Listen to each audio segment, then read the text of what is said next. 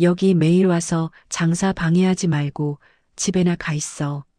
포장마차 사장의 날카로운 목소리가 겨울거리에 울렸습니다. 주변에 있던 손님들이 모두 저를 쳐다봤어요. 제 얼굴이 화끈거렸습니다. 사장님, 이 아이는 잘못이 없어요. 라온 누나가 급하게 말씀하셨지만 사장은 들으려 하지 않았어요. 내가 잘못한 거 맞지. 일할 때는 일에만 집중해야지. 여기가 놀이터야? 저는 그 많은 사람들 앞에서 아무 말도 할 수 없었습니다. 이렇게 공개적으로 혼나본 적이 없었거든요. 눈물이 날 것 같았어요. 꼬마야, 앞으로 여기 오지 마. 알겠어? 사장의 마지막 말에 제 가슴이 무너져 내렸습니다. 처음으로 찾은 따뜻한 곳에서 쫓겨나는 기분이었어요. 그때 멀리서 이 모든 상황을 지켜보던 한 남자가 있었습니다. 그는 아직 자신이 모든 것을 바꿀 수 있다는 걸 몰랐어요. 오늘 제가 들려드릴 이야기는 부잣집 꼬마아이가 특별한 인연을 만나게 되는 감동적인 이야기인데요. 본격적으로 이야기를 시작하기에 앞서 구독과 좋아요를 눌러주시면 저희 채널에 큰 도움이 됩니다. 그럼 이야기 들어볼까요? 안녕하세요. 저는 리온입니다. 11살이에요. 한겨울 저녁 서울 시내는 이미 어둠에 잠겨 있었습니다. 차창 밖으로 보이는 건물들마다 불빛이 하나둘 켜지기 시작했죠. 아버지 회사로 향하는 검은색 승용차 안에서 저는 늘 그래왔듯 무표정한 얼굴로 앞만 바라보고 있었어요. 최문식 기사님은 벌써 3년째 저를 태워주고 계시거든요. 아버지가 출장이 잦아지면서 저를 돌봐줄 사람이 필요했고, 그래서 기사님이 저를 학교에서 아버지 회사까지 데려다주는 일을 맡게 되었죠. 기사님은 언제나 정중했습니다. 저에게 말을 걸지도 않으시고 저 역시 먼저 말을 건네지 않았어요. 그런데 오늘은 조금 달랐습니다. 리온 도련님, 조금 답답하시죠? 차창을 살짝 열어드릴게요. 기사님의 배려 깊은 목소리가 고요한 차 안에 울렸습니다. 평소 같으면 고개만 끄덕이고 말았을 텐데 오늘따라 공기가 너무 무거웠거든요. 차창이 몇 센티미터쯤 내려가자 겨울 찬바람이 살짝 스며들었어요. 그런데 그 순간이었습니다. 어디선가 달콤하고 고소한 냄새가 흘러들어왔어요. 설탕이 타는 듯한 달콤함과 반죽이 익는 구수한 향이 뒤섞인 그런 냄새였죠. 저도 모르게 코끝이 벌름거렸습니다. 가슴 한편이 따뜻해지는 기분이었어요. 처음이었습니다. 이렇게 냄새 하나에 마음이 움직인 적은요. 저는 평소와 달리 눈을 크게 떴습니다. 그동안 무감각하게 지나쳤던 세상이 갑자기 생생해지는 느낌이었어요. 차창 밖을 둘러보니 길가에 작은 포장마차들이 보였습니다. 하나같이 하얀 김을 뿜어내며 사람들을 불러 모으고 있었죠. 아저씨, 제 입에서 처음으로 말이 나왔습니다. 기사님은 백미러로 저를 힐끗 보시더니 깜짝 놀란 표정을 지으셨어요. 그도 그럴 게 3년 동안 저는 기사님께 먼저 말을 건넨 적이 한 번도 없었거든요. 이 냄새 뭐예요? 제 목소리는 평소보다 조금 높았습니다. 호기심이라는 감정이 얼마나 오랜만인지 모르겠어요. 기사님은 잠시 당황하시는 듯 했지만 곧 온화한 미소를 지으며 대답해 주셨습니다. 아, 그건 호떡 냄새예요. 길가에서 파는 겨울 간식이죠. 호떡이요? 저는 그 단어를 처음 들어봤습니다. 아니, 들어본 적은 있을지도 모르지만 관심을 가져본 적은 없었죠. 하지만 지금은 달랐어요. 그 냄새가 제 마음 깊숙한 곳을 건드리고 있었거든요. 기사님은 제 반응이 신기하셨던지 차를 천천히 몰면서 설명해 주셨습니다. 반죽 안에 설탕이나 팥을 넣고 둥글게 구워서 만드는 거예요. 겨울에 먹으면 정말 맛있답니다. 특히 갓 구운 걸로요. 저는 고개를 끄덕였습니다. 그리고는 다시 차창 밖을 바라봤어요. 포장마차 앞에서 사람들이 줄을 서 있는 모습이 보였습니다. 어른들도 있고 제 또래 아이들도 있었죠. 모두들 추운 날씨에도 불구하고 기다리고 있었어요. 많은 사람들이 좋아하나 보네요. 제가 중얼거리자 기사님이 웃으셨습니다. 그럼요.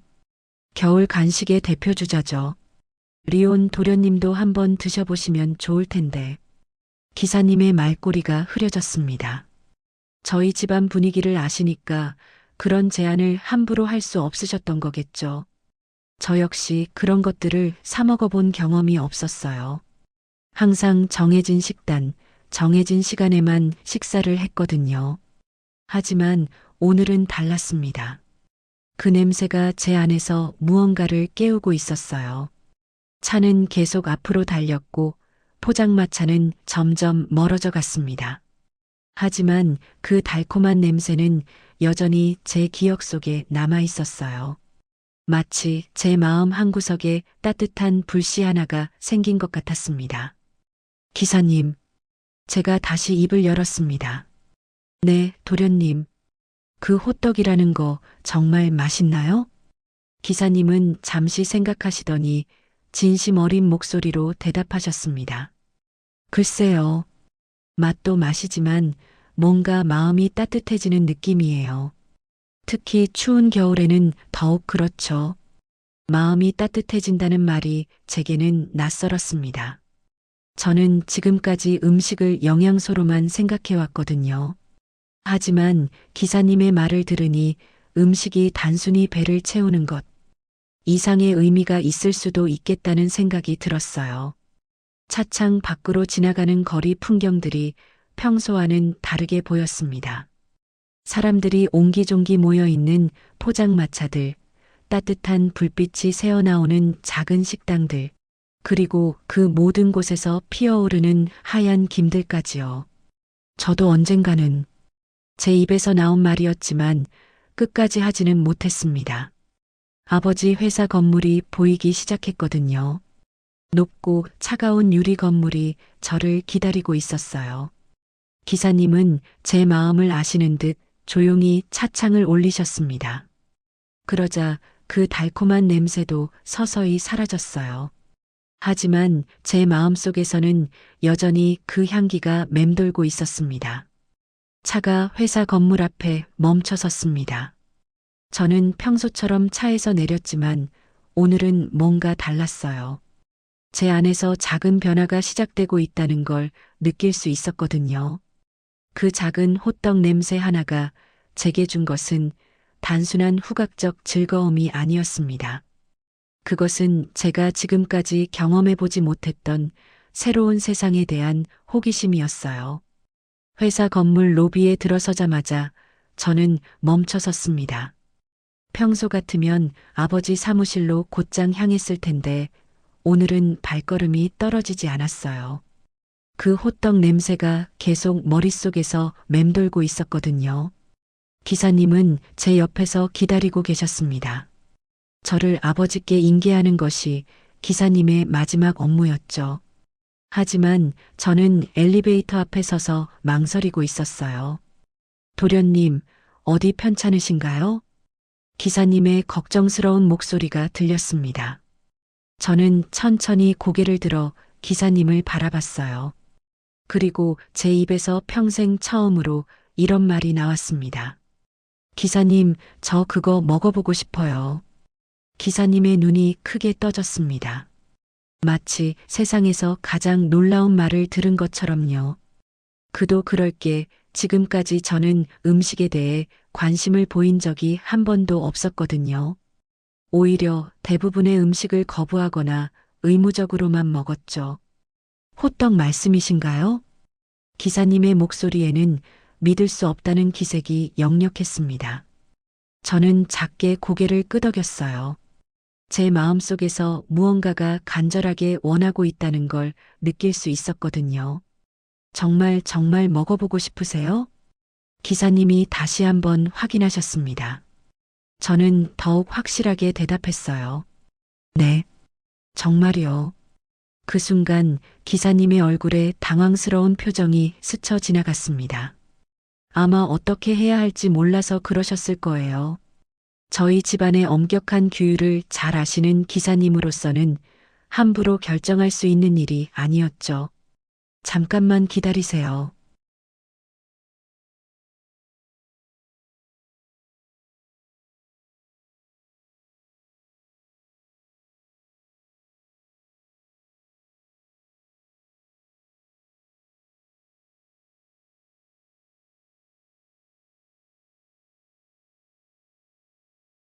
저 역시 마음속으로 안도의 한숨을 내쉬었어요.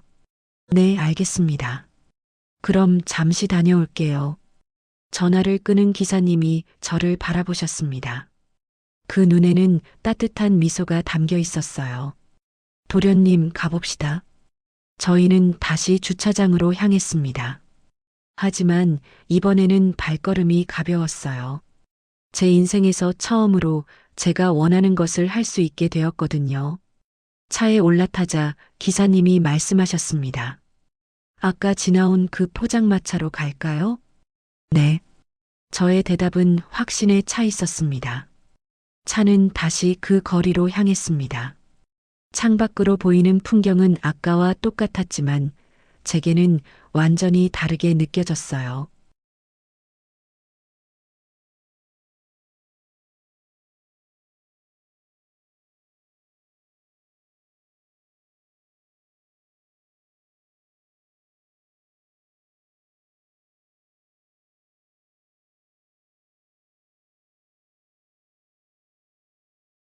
웃음소리도 들렸고 아이들이 뛰어노는 소리도 들렸어요. 그런 모습들이 제게는 마치 다른 세계의 일처럼 느껴졌습니다. 도련님, 괜찮으세요? 기사님이 제 상태를 걱정하셨습니다. 저는 고개를 끄덕였지만 사실은 괜찮지 않았어요. 갑자기 제가 여기에 어울리지 않는다는 생각이 들었거든요. 그때 포장마차 주인 아저씨가 저희를 보시더니 손짓하셨습니다. 어서 오세요. 각 구운 호떡 드릴게요.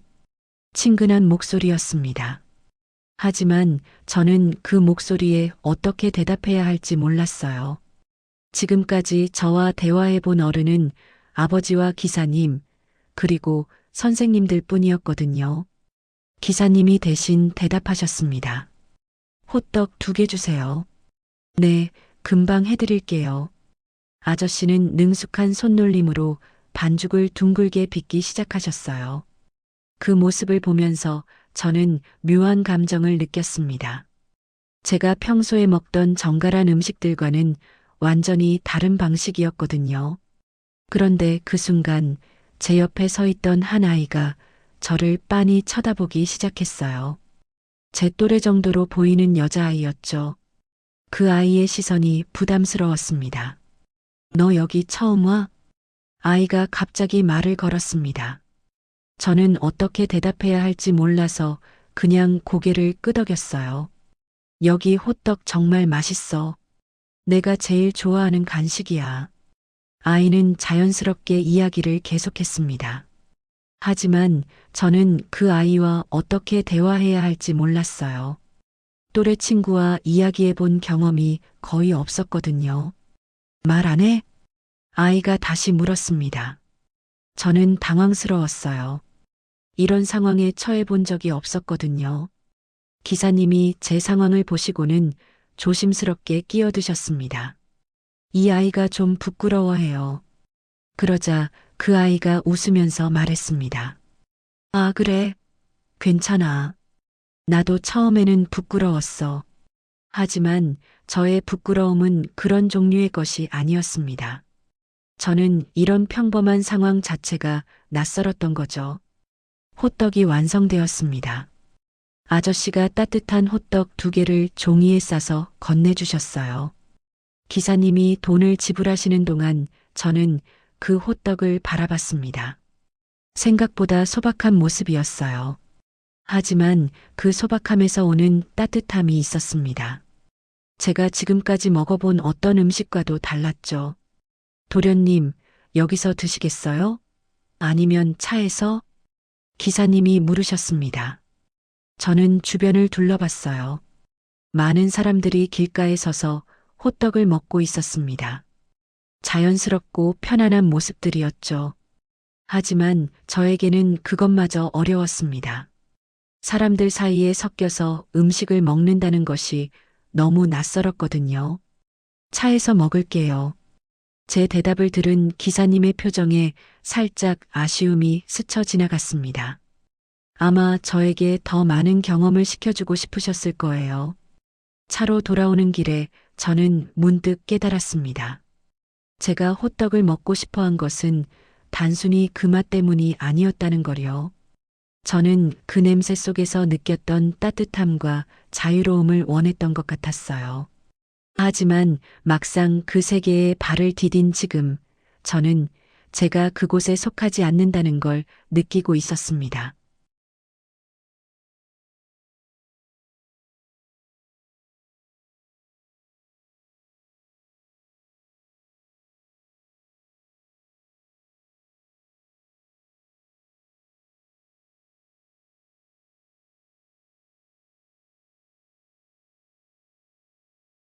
제 입에서 나온 말이었지만 저도 놀랐습니다. 지금까지 음식에 대해 맛있다는 표현을 써본 적이 없었거든요. 기사님의 얼굴이 환해졌어요. 정말 다행이네요. 하지만 호떡을 다 먹고 난 후에도 뭔가 아쉬움이 남았습니다. 그 맛도 좋았지만 더 중요한 건 그 순간에 느꼈던 따뜻함이었어요. 제가 놓친 게 있다는 기분이 들었거든요. 기사님, 네, 도련님, 다시 한번 가볼 수 있을까요? 기사님이 놀란 표정을 지으셨습니다. 또 호떡을 드시고 싶으시다고요? 아니에요. 그냥 다시 보고 싶어요. 제 말이 애매했지만 기사님은 이해해 주셨습니다. 차는 다시 그 포장마차로 향했어요. 이번에는 줄이 더 길어져 있었습니다. 저녁 시간이 되면서 퇴근하는 사람들이 몰린 것 같았어요. 저희는 차에서 내려 다시 그 풍경을 바라봤습니다. 그런데 이번에는 뭔가 달랐어요.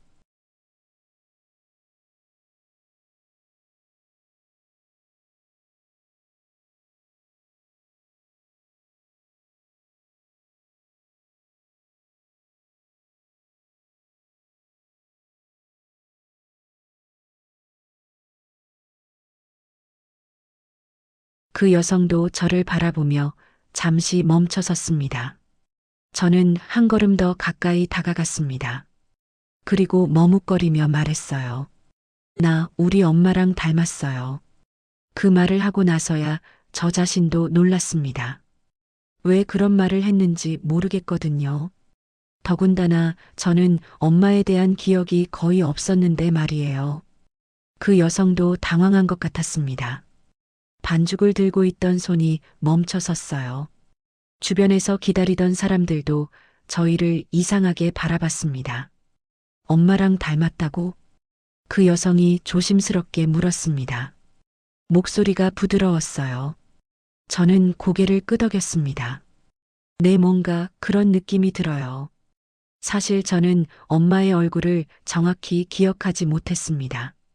사진도 많지 않았고 아버지도 엄마 이야기를 잘하지 않으셨거든요.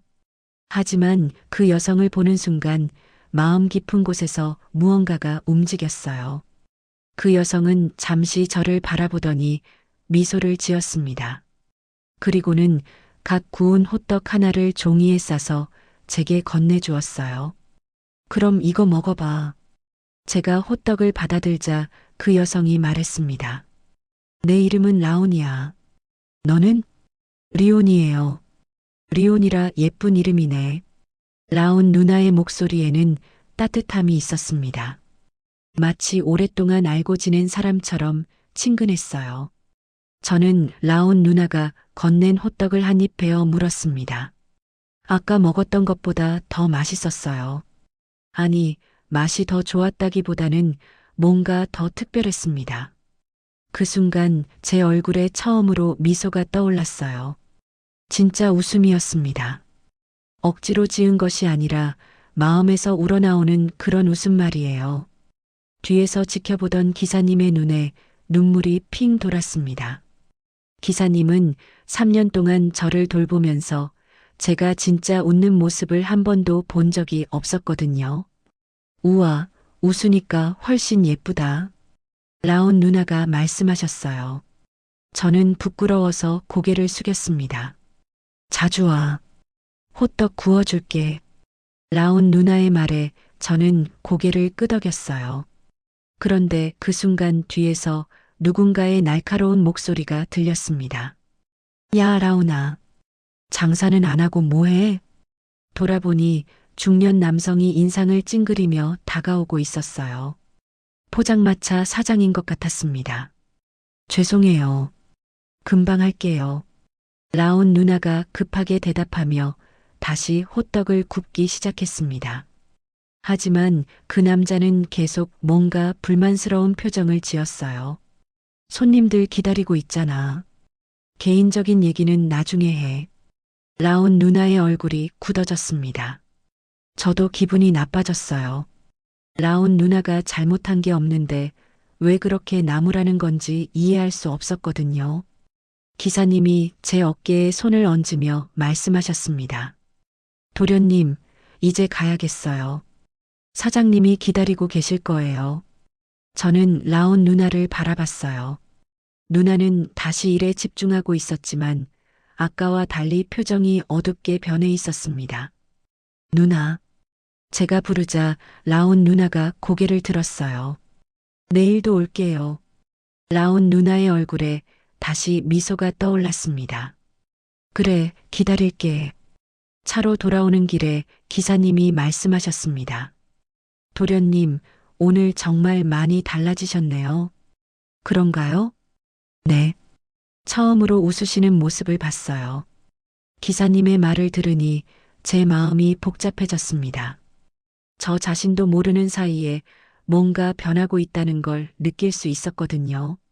하지만 한편으로는 불안했어요. 이런 변화가 좋은 건지 아니면 제가 잘못된 길로 가고 있는 건지 확신할 수 없었거든요. 회사 건물이 다시 보이기 시작했습니다.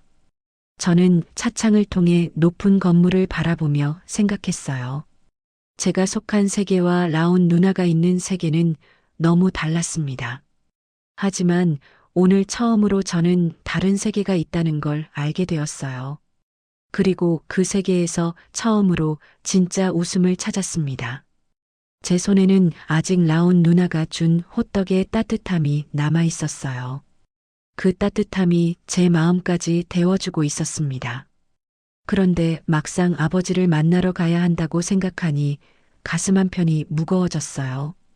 과연 아버지께 오늘 있었던 일을 어떻게 말씀드려야 할지 모르겠었거든요. 더 중요한 건 제가 정말로 내일 다시 라온 누나를 볼 수 있을지 확신할 수 없었다는 거였습니다. 그날 밤 저는 잠들기 전까지 라온 누나 생각만 했습니다. 누나의 따뜻한 미소와 부드러운 목소리가 계속 머릿속에서 맴돌았어요. 그리고 처음으로 제가 진짜 웃었다는 기사님의 말도 계속 생각났습니다. 다음 날 아침 저는 평소보다 일찍 일어났어요. 학교 갈 준비를 하면서도 마음은 이미 오후에 라온 누나를 만날 생각뿐이었습니다. 아침 식사 시간에 아버지께서 말씀하셨어요. 어제 문식이한테 들었다. 내가 호떡이라는 걸 먹어봤다고? 저는 고개를 끄덕였습니다. 맛있었니? 네, 아버지. 아버지의 얼굴에 희미한 미소가 스쳤습니다. 저에 대한 걱정이 많으셨거든요. 학교에서도 집중이 안 되었습니다. 수업 시간 내내 라온 누나를 언제 다시 만날 수 있을지만 생각했어요. 오후가 되어서 기사님이 마중 나오셨을 때 저는 평소와 다른 모습을 보였습니다. 기사님. 네, 도련님. 오늘도 호떡 누나 만나러 가요? 기사님이 깜짝 놀라셨습니다. 지금까지 저는 어디 가자고 먼저 말한 적이 없었거든요. 정말 가고 싶으세요? 네. 제 대답은 확신에 차 있었습니다. 기사님은 웃으며 차문을 열어주셨어요. 포장마차에 도착했을 때 라온 누나는 이미 저를 기다리고 있는 것 같았습니다. 저를 보자마자 환한 미소를 지으며 손을 흔들어 주셨거든요. 리오나 왔구나. 네, 누나. 라온 누나는 갓 구운 호떡 하나를 제게 건네주셨어요. 어제와 똑같은 맛이었지만 오늘은 더욱 맛있게 느껴졌습니다. 학교는 어땠어? 라온 누나가 물어보셨어요. 누군가 제게 학교 생활을 물어본 적이 없었는데 누나의 질문이 자연스럽게 들렸습니다. 그냥 평범했어요. 친구들과는 잘 지내? 저는 잠시 머뭇거렸습니다. 사실 저에게는 친구라고 할 만한 사람이 없었거든요. 별로 친한 친구는 없어요. 라온 누나의 표정이 조금 안쓰러워졌습니다. 그래도 괜찮아. 좋은 친구는 천천히 만나게 될 거야. 그 말이 위로가 되었습니다. 누나와 이야기하고 있으니 마음이 편해졌어요. 이런 일상이 일주일쯤 계속되었습니다. 매일 학교가 끝나면 저는 기사님께 같은 말을 했어요. 오늘도 호떡 누나 만나러 가요? 그리고 매일 라온 누나는 저를 반갑게 맞아주셨습니다. 호떡도 주시고 학교 이야기도 들어주시고 가끔은 재미있는 얘기도 해주셨어요. 어느 날 저는 용기를 내서 제가 그린 그림을 누나께 보여드렸습니다. 미술 시간에 그린 풍경화였어요. 와, 리오니가 그렸어? 정말 잘 그렸다. 라온 누나가 진심으로 감탄하셨습니다. 저는 기뻐서 얼굴이 빨개졌어요. 누나도 그림 그리세요? 나는 잘 못 그려. 하지만 보는 건 좋아해. 라온 누나는 제 그림을 소중하게 들고 있으셨습니다. 마치 보물을 보는 것처럼 말이에요. 며칠 후에는 라온 누나가 저에게 인사하는 법을 가르쳐 주셨습니다. 리오나, 손님들한테는 이렇게 인사해야 해. 안녕하세요 하면서 살짝 고개 숙이는 거야. 저는 서툴게 따라했어요. 누나가 웃으면서 박수를 쳐주셨습니다. 잘했어. 점점 사람답게 변하고 있어. 사람답게 변한다는 말이 이상했지만 나쁘지 않았어요. 누나 말이 맞는 것 같았거든요. 저는 누나를 만나면서 점점 달라지고 있었습니다. 라온 누나도 저에 대해 애틋한 마음을 갖기 시작하신 것 같았어요. 어느 날 누나가 말씀하셨거든요. 리오니를 보면 옛날 우리 동생 생각이 나. 누나한테 동생이 있어요? 응. 하지만 지금은 만나지 못해. 라온 누나의 목소리에 슬픔이 묻어났습니다. 저는 더 묻지 않았어요. 누나가 아픈 기억을 갖고 계신다는 걸 느낄 수 있었거든요. 그런 날들이 이어지면서 저는 하루하루가 기대되기 시작했습니다. 아침에 일어나면 오늘은 누나가 뭘 해줄까 하는 생각이 들었어요. 학교에서도 라온 누나께 들려드릴 이야기를 생각하곤 했습니다. 하지만 그런 평화로운 일상에도 문제가 생기기 시작했어요. 포장마차 사장이 라온 누나를 자주 나무라기 시작했거든요. 야, 라온아. 너 요즘 왜 이렇게 손님한테 정 떨어져? 죄송합니다. 조심할게요. 장사가 뭔지 아냐? 빨리빨리 해야지 이렇게 느려 터지면 어떻게 해? 라온 누나는 아무 말도 못하고 고개만 숙이셨어요. 저는 그런 모습을 보면서 마음이 아팠습니다. 어느 날은 더 심했어요. 제가 누나와 이야기하고 있는데 사장이 화를 내며 다가왔거든요. 라온아, 너 지금 뭐 하는 거야? 손님들 다 기다리고 있잖아. 죄송해요. 금방 할게요. 아이들이랑 놀 시간 있으면 일이나 제대로 해. 여기가 놀이터야? 사장의 목소리가 점점 커졌습니다. 주변에 있던 다른 손님들도 저희를 쳐다보기 시작했어요. 그리고 너 꼬마야. 갑자기 사장이 저를 가리켰습니다. 여기 매일 와서 장사 방해하지 말고 집에나 가 있어. 제 얼굴이 화끈거렸습니다. 그렇게 많은 사람들 앞에서 혼나본 적이 없었거든요. 라온 누나가 급하게 말씀하셨어요. 사장님, 이 아이는 잘못이 없어요. 제가 잘못했어요. 내가 잘못한 거 맞지. 일할 때는 일에만 집중해야지. 저는 그 자리에 서 있을 수가 없었습니다. 눈물이 날 것 같았거든요. 기사님이 제 어깨를 잡으며 말씀하셨어요. 도련님, 오늘은 이만 가시죠. 하지만 저는 라온 누나를 바라봤어요. 누나의 얼굴에는 미안함과 슬픔이 가득했습니다. 차로 돌아오는 길에 저는 아무 말도 할 수 없었어요. 처음으로 느끼는 모욕감이었습니다. 그리고 라온 누나가 저 때문에 혼나고 있다는 죄책감도 들었어요. 기사님이 조심스럽게 말씀하셨습니다. 도련님, 괜찮으세요? 기사님, 네. 제가 정말 방해가 되는 걸까요? 기사님의 표정이 안쓰러워졌습니다. 전혀 그렇지 않아요. 그 사람이 잘못된 거예요. 하지만 저는 확신할 수 없었습니다. 혹시 정말로 제가 라온 누나에게 피해를 주고 있는 건 아닐까 하는 생각이 들었거든요. 그날 밤 저는 잠들 수가 없었습니다.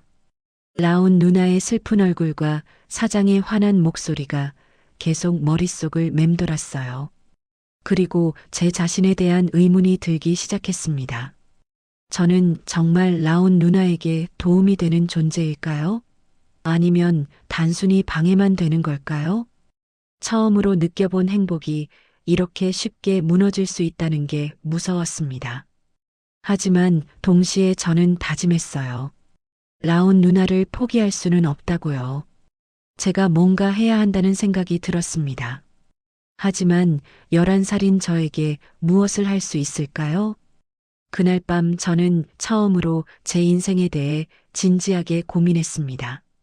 그리고 다음 날 저는 완전히 다른 눈빛으로 세상을 바라보게 되었어요. 라온은 그날 밤 혼자 남은 포장마차를 정리하며 깊은 한숨을 내쉬었습니다. 차가운 겨울바람이 얼굴을 스쳐 지나갔지만 그녀는 개의치 않았어요. 이미 몸도 마음도 추위에 익숙해져 있었거든요. 손님들이 모두 떠난 후에 거리는 적막했습니다. 네온사인들만이 쓸쓸하게 깜빡거리고 있었어요. 라온은 꽁꽁언 손으로 호떡 기계를 닦으며 오늘 하루를 되돌아봤습니다. 리온이라는 아이를 처음 만난 지 벌써 2주가 지났어요.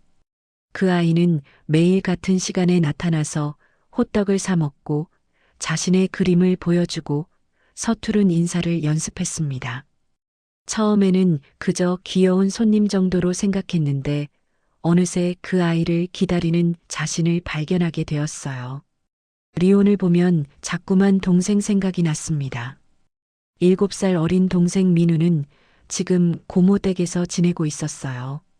라온이 제대로 돌볼 수 없는 상황이었거든요. 3년 전까지만 해도 모든 게 달랐습니다.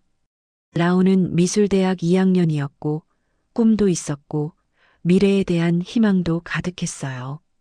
작은 아틀리에를 마련해서 그림을 그리고 언젠가는 개인전도 열어보고 싶었거든요.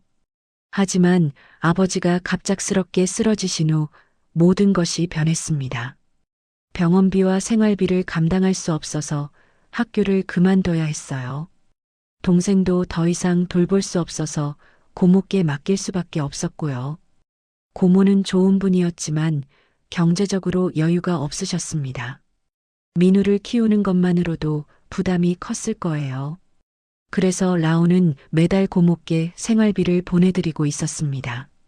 여름에는 아이스크림 장사를, 겨울에는 호떡 장사를 하며 하루하루를 버텨나갔어요.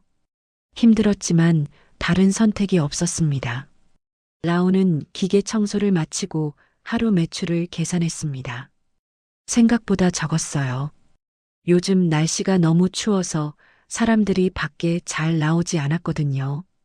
이번 달 고모님께 드릴 돈이 부족하네. 혼잣말을 하며 라온은 작은 수첩에 숫자들을 적었습니다. 빠듯한 가계부였지만 꼼꼼히 기록하지 않으면 안 되었어요. 그때 뒤에서 남자들의 목소리가 들렸습니다. 여기 있네, 호떡집 아가씨. 라온이 돌아보니 정장을 입은 남자 2명이 다가오고 있었어요. 인상이 험악해서 좋은 사람들 같지는 않았습니다. 뭔 일이세요? 라온의 목소리가 떨렸습니다. 이런 시간에 찾아오는 사람들은 보통 좋은 일로 오지 않았거든요. 아, 우리가 누군지 모르나? 이 일대 관리하는 사람들이야. 그중 한 명이 비웃듯 말했습니다. 관리요? 이 자리 비싼 거 알아? 여기서 장사하려면 자리세 내야지. 라온의 얼굴이 창백해졌습니다. 자리세라는 건 들어본 적이 있었어요. 하지만 지금까지 아무도 요구한 적이 없었거든요. 자리세가 얼마나 되나요? 매일 10,000원. 매일 저녁돈 챙겨놔. 10,000원이요? 그건 너무 비싸다고? 그럼 다른 데 가서 장사해. 남자의 말에는 협박이 섞여 있었습니다. 라온은 가슴이 두근거렸어요. 좀 생각해 볼 시간 주세요. 생각할 게 뭐 있어? 내일 저녁까지 10,000원 준비해도. 안 그러면 여기서 장사 못해. 남자들은 그 말을 남기고 사라졌습니다. 라온은 그 자리에 멍하니 서 있었어요. 하루에 10,000원씩이면 한 달에 30만 원이었습니다. 라온의 한 달 수입에서 30만 원을 빼면 거의 남는 게 없었어요. 고모께 드릴 돈은 물론이고 자신의 생활비도 부족할 것 같았습니다. 어떻게 하지? 라온은 주저앉고 싶었지만 참았습니다. 아직 정리할 게 남아 있었거든요. 포장마차를 모두 정리하고 집으로 돌아가는 길에 라온은 계속 생각했습니다. 다른 자리를 찾아볼까도 생각해봤지만 이곳만큼 사람들이 많이 지나다니는 곳은 없었어요. 그렇다고 그 돈을 매일 낼 수도 없고요. 라온의 집은 작은 원룸이었습니다. 보증금도 적고 월세도 저렴한 곳이었어요. 그림 그리던 도구들이 한 구석에 먼지를 뒤집어 쓰고 있었습니다. 라온은 그 도구들을 바라보며 또 한 번 한숨을 내쉬었어요. 언제쯤 다시 그림을 그릴 수 있을까요? 핸드폰이 울렸습니다. 고모님이었어요. 라온아, 민우가 자꾸 누나 보고 싶다고 해서. 고모님 죄송해요. 요즘 너무 바빠서. 괜찮다. 그런데 라온아, 혹시 이번 달 돈 보내기 힘들면 말해. 우리가 좀 더 참을게. 고모님의 배려 깊은 목소리에 라온의 눈시울이 뜨거워졌습니다. 아니에요, 고모님. 꼭 보내드릴게요. 전화를 끊고 라온은 책상에 앉았습니다. 그리고 작은 노트에 계산을 해봤어요. 어떻게든 방법을 찾아야 했습니다. 조금 더 일찍 나가서 조금 더 늦게 들어오면 되겠지. 라온은 스스로를 다독였습니다. 힘들어도 포기할 수는 없었어요. 민우를 위해서, 그리고 고모님을 위해서도 버텨야 했거든요. 그날 밤 라온은 오랫동안 잠들지 못했습니다. 내일부터 어떻게 해야 할지, 그 남자들에게 뭐라고 말해야 할지 고민이 많았어요. 하지만 한 가지는 확실했습니다. 아무리 힘들어도 이 일을 계속해야 한다는 것 말이에요. 다른 선택의 여지가 없었거든요. 라온은 창밖을 바라보며 다짐했습니다. 내일도 그 다음 날도 씩씩하게 버텨내겠다고요. 그리고 언젠가는 다시 민우와 함께 살 수 있는 날이 올 거라고 믿겠다고요. 추운 겨울밤이 깊어갔지만 라온의 마음속에는 작지만 꺾이지 않는 희망의 불꽃이 타오르고 있었습니다. 장윤호는 사무실에서 서류를 검토하고 있었지만 집중이 되지 않았습니다.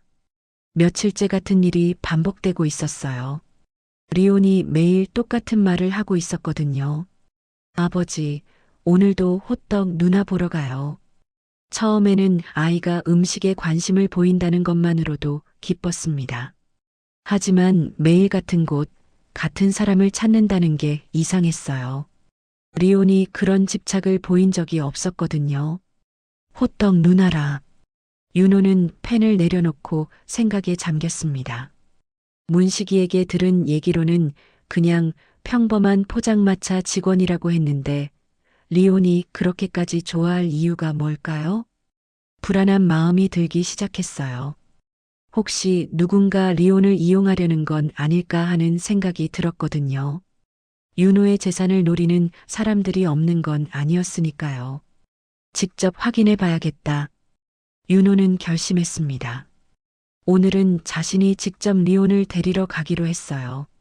학교 앞에서 리온을 태운 윤호는 평소와 다른 길로 차를 몰았습니다. 리온이 매일 가는 그 포장마차가 있는 곳으로 말이에요. 아버지, 어디 가세요? 리온이 의아해하며 물었습니다. 내가 매일 가는 그곳에 가보려고 한다.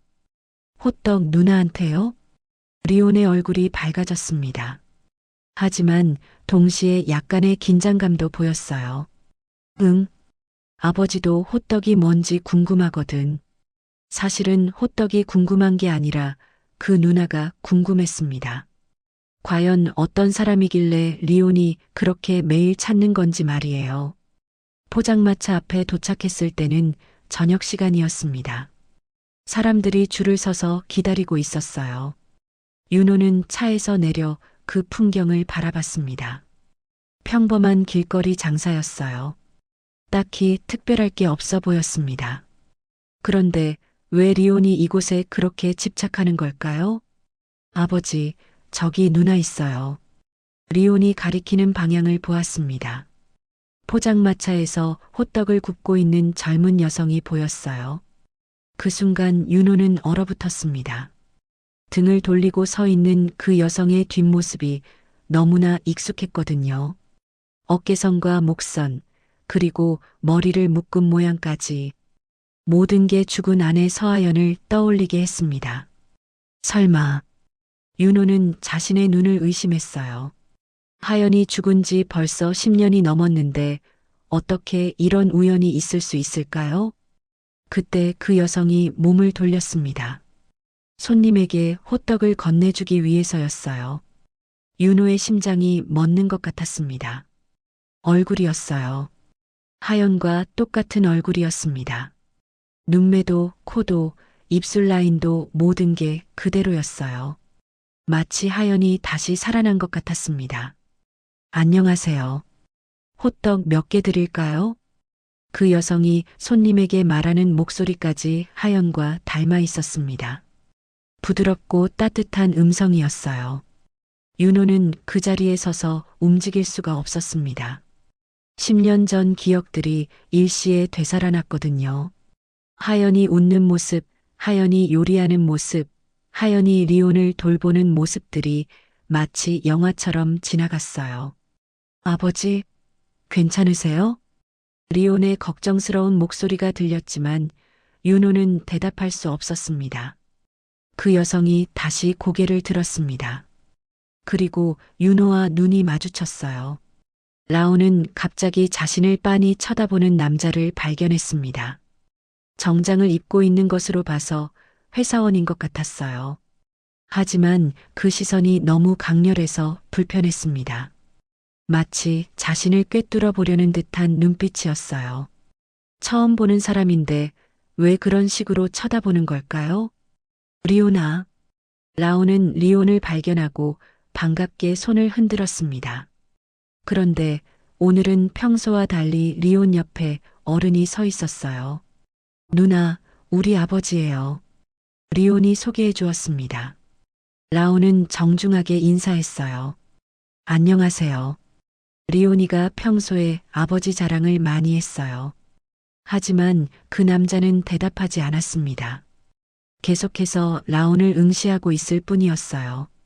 라온은 점점 기분이 이상해졌습니다. 그 시선에 뭔가 감정이 섞여 있다는 걸 느낄 수 있었거든요. 그런데 그게 어떤 감정인지는 알 수 없었어요. 윤호는 라온의 모든 움직임을 놓치지 않고 지켜봤습니다. 호떡 반죽을 누르는 손짓, 고개를 기울이는 각도, 미소 짓는 방식까지 모든 게 하연과 똑같았어요. 이런 일이 있을 수 있나? 윤호의 머릿속이 복잡해졌습니다. 우연의 일치치고는 너무나 완벽했어요. 하연의 가족 중에 이런 사람이 있다는 얘기를 들은 적도 없었고요. 그때 라온이 리온에게 각 구운 호떡을 건네주었습니다. 오늘도 왔구나. 아버지랑 함께 와서 더 좋겠다. 리온이 기뻐하며 호떡을 받았어요. 그 모습을 보는 라온의 표정에는 진정한 애정이 담겨 있었습니다. 윤호는 그 장면에서 또 다른 충격을 받았어요. 라온이 리온을 바라보는 눈빛이 하연이 리온을 바라보던 그것과 똑같았거든요. 아저씨도 호떡 드셔보세요. 라온이 윤호에게 말했습니다. 하지만 윤호는 여전히 말이 나오지 않았어요. 아버지, 정말 맛있어요. 리온이 호떡을 베어 물며 말했습니다. 그 모습은 평소의 무표정한 리온과는 전혀 달랐어요. 밝고 생기가 넘쳤습니다. 윤호는 그제서야 이해했습니다. 리온이 왜 이 여성에게 이끌렸는지를요. 아이는 본능적으로 엄마의 향기를 느끼고 있었던 거였어요. 혹시 성함이 어떻게 되시나요? 윤호가 겨우 입을 열었습니다. 목소리가 떨렸어요. 라온이라고 해요. 김라온이요. 김라온. 하연의 성은 서씨였는데 이 사람은 김씨였어요. 그렇다면 정말 우연의 일치인 걸까요? 가족은 어떻게 되세요? 윤호의 질문에 라온의 표정이 조금 어두워졌습니다. 부모님은 일찍 돌아가시고 동생 하나 있어요. 동생이요? 네, 7살 어린 남동생이 있는데 지금은 고모 댁에서 지내고 있어요. 윤호는 더 묻고 싶었지만 참았습니다. 너무 많은 질문은 의심을 받을 수 있었거든요. 하지만 한 가지는 확실했어요. 이 여성과 하연 사이에는 분명 어떤 연관이 있다는 것 말이에요. 라온 씨, 혹시 시간 있을 때 제가 따로 만날 수 있을까요? 라온은 당황스러워했습니다. 갑자기 만나자고 하는 이유를 알 수 없었거든요. 무슨 일이신가요? 리온이가 라온 씨를 많이 좋아하는 것 같아서요.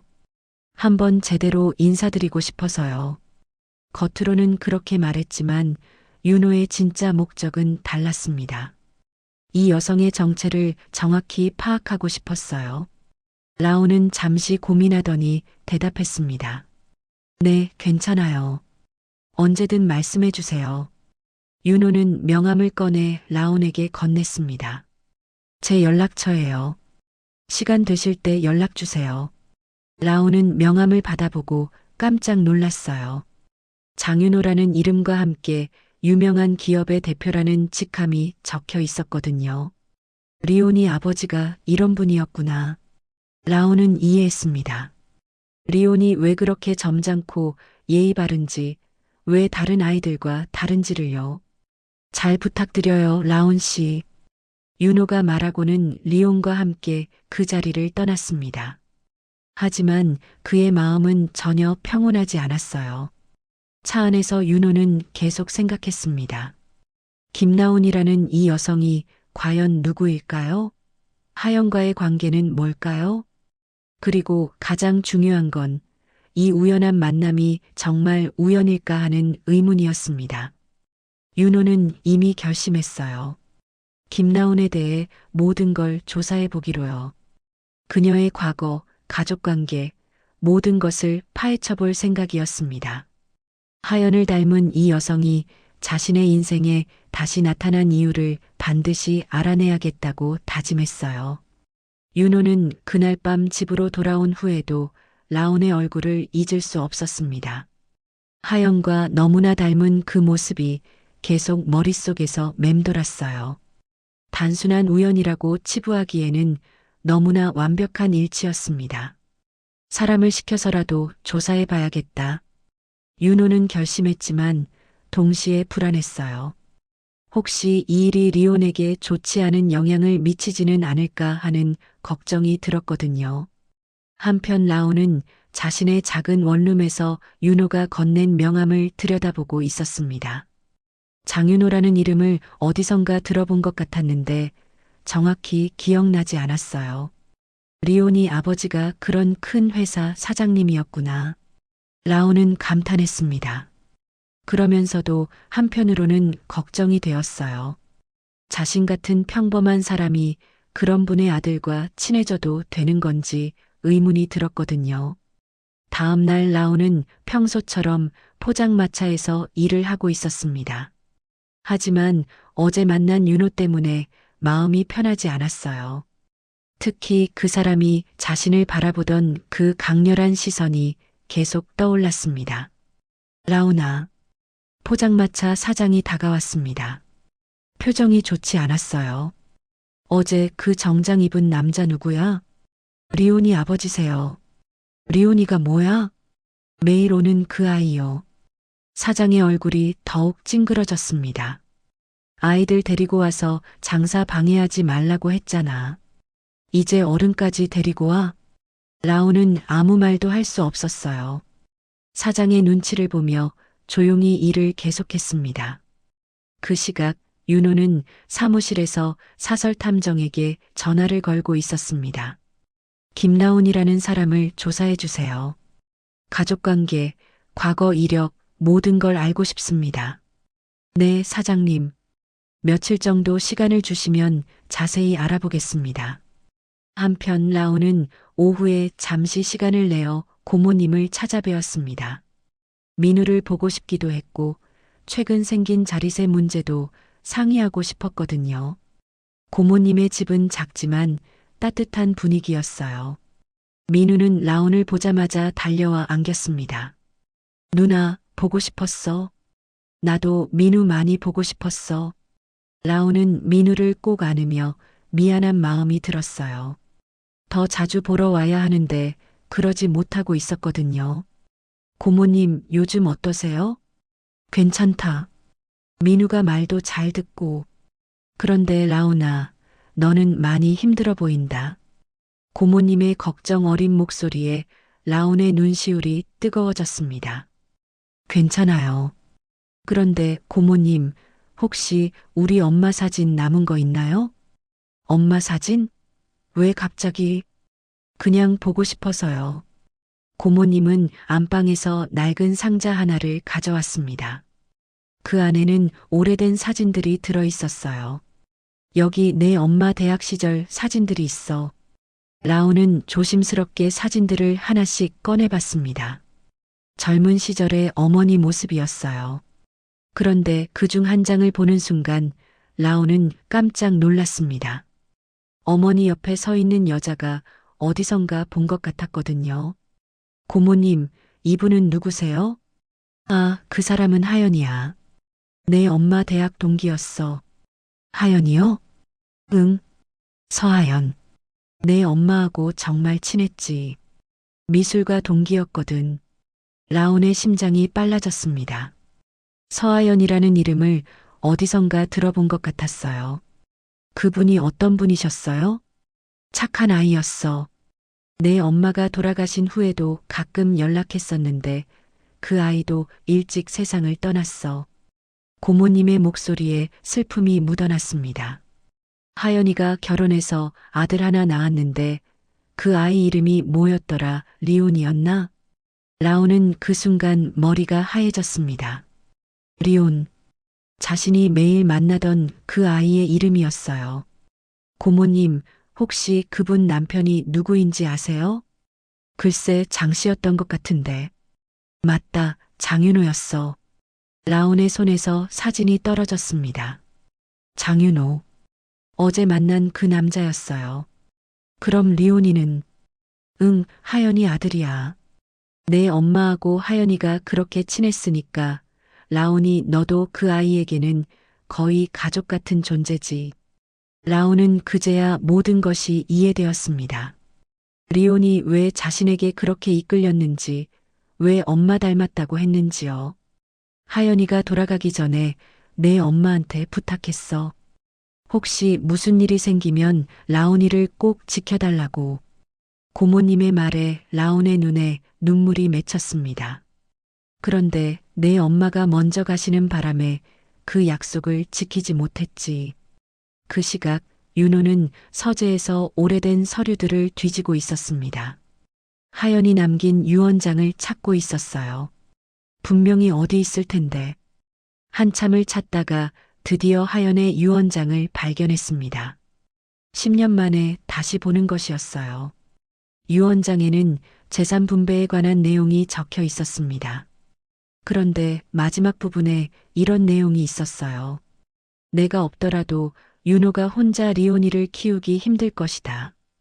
그럴 때는 라온이란 아이가 있다는 걸 기억해달라. 그 아이는 나에게 가족 같은 존재이니 꼭 지켜주기 바란다.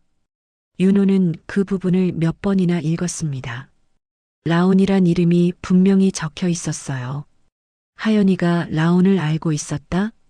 윤호는 급히 하연의 일기장을 찾아봤습니다. 그 안에서 라온에 대한 기록들을 발견할 수 있었어요. 오늘 은주 언니 딸 라온이를 만났다. 정말 똑똑하고 예쁜 아이다. 라온이가 미술에 재능이 있다고 한다. 언니가 많이 자랑스러워 하신다. 은주 언니가 돌아가셔서 라온이가 많이 힘들어한다고 한다. 내가 도와주고 싶지만 어떻게 해야 할지 모르겠다. 윤호는 일기를 읽으면서 점점 놀랐습니다. 하연이 라온을 얼마나 아끼고 걱정했는지 알 수 있었거든요. 그리고 마지막 일기에는 이런 내용이 있었어요. 내가 아프다는 걸 알게 되었다. 앞으로 얼마나 더 살 수 있을지 모르겠다. 리온이가 걱정되지만 혹시 모르니까 라온이에게 부탁해둬야겠다. 그 아이라면 리온이를 잘 돌봐줄 수 있을 것이다. 윤호는 일기장을 덮고 깊은 한숨을 내쉬었습니다. 모든 것이 우연이 아니었어요. 하연이 미리 계획해 놓은 일이었습니다. 하연아, 너는 이미 모든 걸 알고 있었구나. 윤호는 창밖을 바라보며 생각에 잠겼습니다. 하연의 뜻을 이제야 이해하게 되었어요. 리온이 라온을 만난 것도, 라온이 리온을 아끼는 것도 모든 것이 하연이 원했던 일이었습니다. 이제 어떻게 해야 할까? 윤호는 고민에 빠졌습니다. 라온에게 이 모든 진실을 알려야 할까요? 아니면 모른 척하고 지켜봐야 할까요? 한 가지는 확실했어요. 하연의 마지막 부탁을 이루어줘야 한다는 것 말이에요. 윤호는 핸드폰을 들고 라온에게 연락했습니다. 이제 모든 것을 털어놓을 때가 되었다고 생각했거든요. 라온 씨, 저 장윤호입니다. 혹시 시간 되시면 한번 만나서 이야기할 수 있을까요? 중요한 얘기가 있습니다. 그로부터 6개월이 지났습니다. 라온의 삶은 완전히 달라져 있었어요. 윤호가 조용히 도움을 준 덕분에 포장마차 자릿세 문제는 깔끔하게 해결되었습니다. 그리고 더 놀라운 일이 기다리고 있었죠. 어느 날 라온에게 한 통의 전화가 왔습니다. 안녕하세요. 하연문화재단입니다.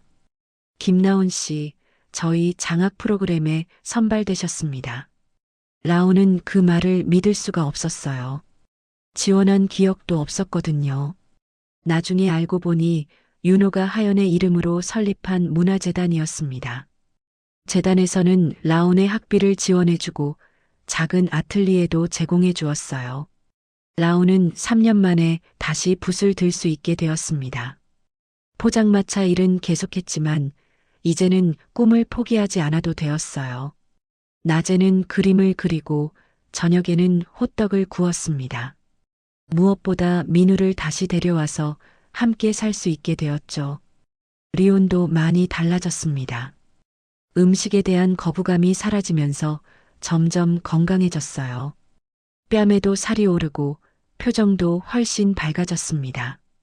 봄이 되자 포장마차 앞에는 벚꽃이 피어났습니다.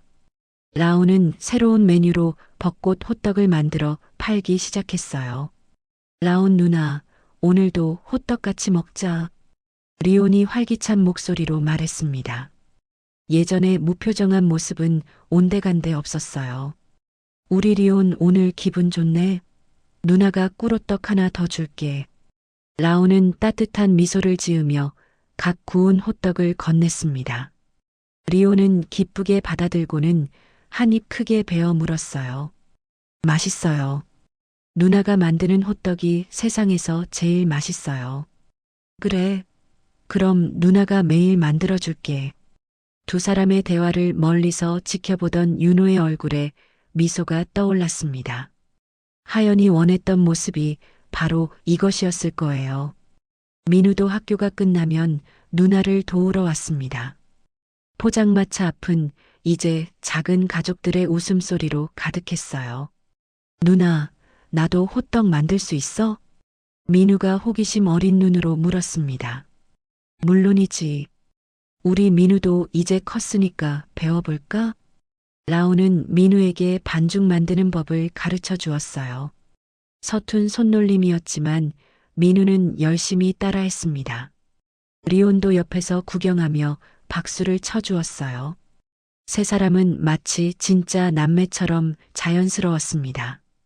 저녁이 되자 윤호가 나타났습니다. 요즘에는 가끔씩 들러서 호떡을 사가곤 했어요. 사장님, 오늘도 오셨네요. 라온이 정중하게 인사했습니다.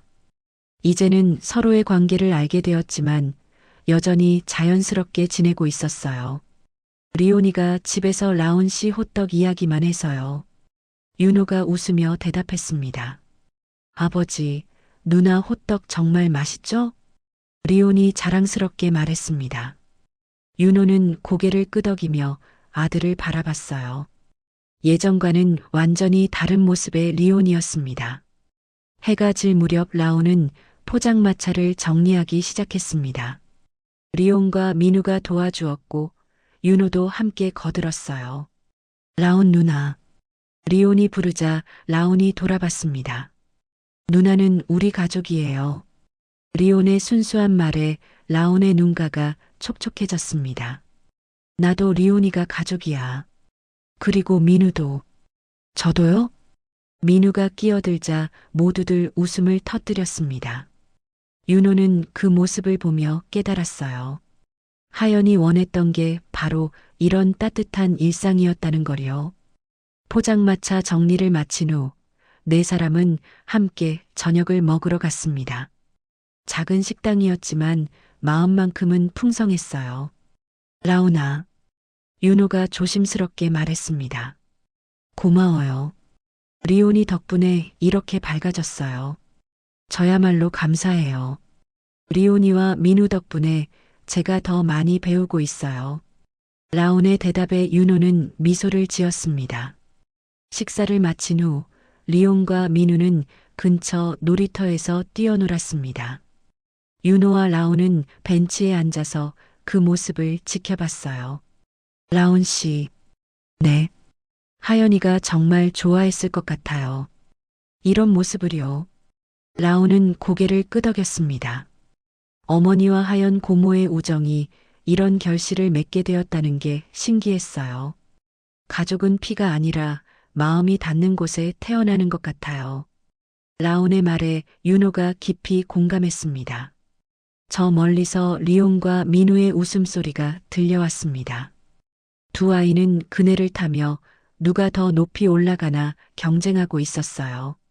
누나, 아버지 봐요. 제가 더 높이 올라가고 있어요. 리온의 목소리에 기쁨이 가득했습니다. 윤호와 라온은 서로 바라보며 미소를 지었어요. 이제 정말 가족이 된 것 같았습니다. 그날 밤 각자의 집으로 돌아가는 길에 모두의 마음은 따뜻했습니다. 작은 우연에서 시작된 만남이 이렇게 아름다운 인연으로 발전한 것이었어요. 라온은 잠들기 전 창밖을 바라보며 생각했습니다. 인생은 정말 예측할 수 없다는 걸요. 하지만 그 불확실성 속에서도 따뜻한 만남은 계속 일어나고 있었습니다. 리온도 그날 밤 처음으로 배불리 저녁을 먹고 잠들었습니다. 더 이상 음식이 무섭지 않았어요. 라온 누나가 만든 호떡처럼 따뜻하고 달콤한 것들이 세상에는 많다는 걸 알게 되었거든요.